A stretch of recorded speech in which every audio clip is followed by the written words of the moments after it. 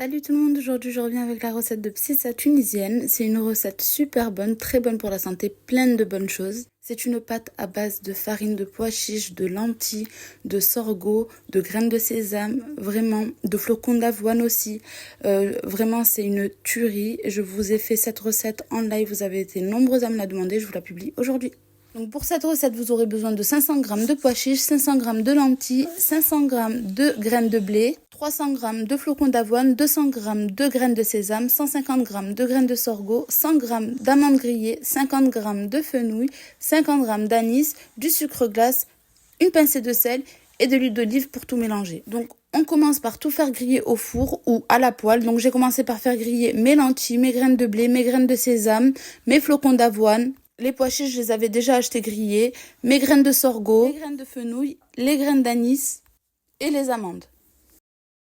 Une fois tout refroidi, je mixe tout ce que j'ai fait griller. Donc j'ai commencé par les lentilles, le blé, les graines de sésame, les flocons d'avoine et ainsi de suite jusqu'à avoir une belle poudre. Je tamise ensuite bien le tout pour retirer tout ce qui est gros morceaux. Il faut vraiment obtenir une très belle farine très fine. Voilà ce qu'on obtient une fois tout mixé et une fois tout tamis. Je mélange bien le tout.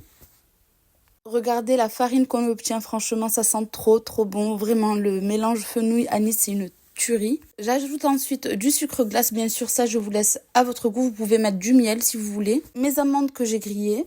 Et je mélange le tout avec de l'huile d'olive jusqu'à obtenir une pâte. Bien sûr, l'huile d'olive n'est pas obligatoire. Vous pouvez seulement conserver votre farine dans un tupperware et en prendre et mélanger le tout avec simplement de l'eau. Il y a différentes façons de faire. Vous pouvez faire soit à l'huile d'olive, soit à l'eau.